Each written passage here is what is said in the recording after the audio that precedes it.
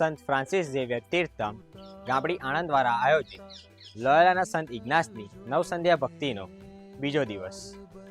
આજનો વિષય છે હૃદય પલટો, ઈશ્વર તરફ પાછા ફરવાની યાત્રા.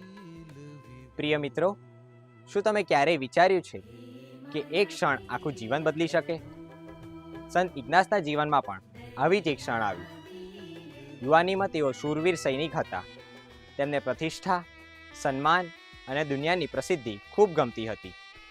પરંતુ યુદ્ધ દરમિયાન ગંભીર રીતે ઘાયલ થયા પછી તેમને લાંબા સમય સુધી પથારીમાં રહેવું પડ્યું. આ સમય દરમિયાન તેમણે ઈસુ ખ્રિસ્તનું જીવન અને સંતોના જીવન વિશે વાંચવાનું શરૂ કર્યું.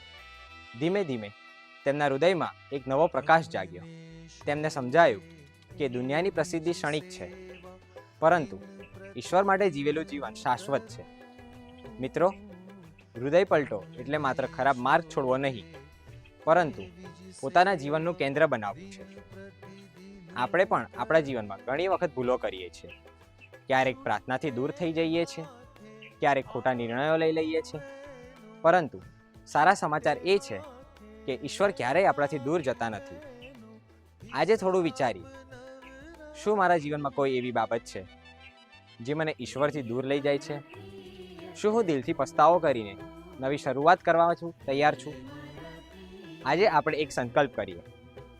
હું દરરોજ મારા હૃદયની તપાસ કરીશ, મારી ભૂલો માટે પસ્તાવો કરીશ અને ઈશ્વરની કૃપાથી વધુ સારું જીવન જીવવાનો પ્રયત્ન કરીશ. પ્રાર્થના કરીએ. હે પ્રેમાળ પરમપિતા, અમારા હૃદયને તમારા પ્રેમથી નવું બનાવી દો અને અમને એવી કૃપા આપો કે અમે દરરોજ તમારી તરફ પાછા ફરીએ અને તમારા પ્રેમમાં નવી શરૂઆત કરીએ. હે સંત ઇગ્નાસ, અમારા માટે પ્રાર્થના કરો.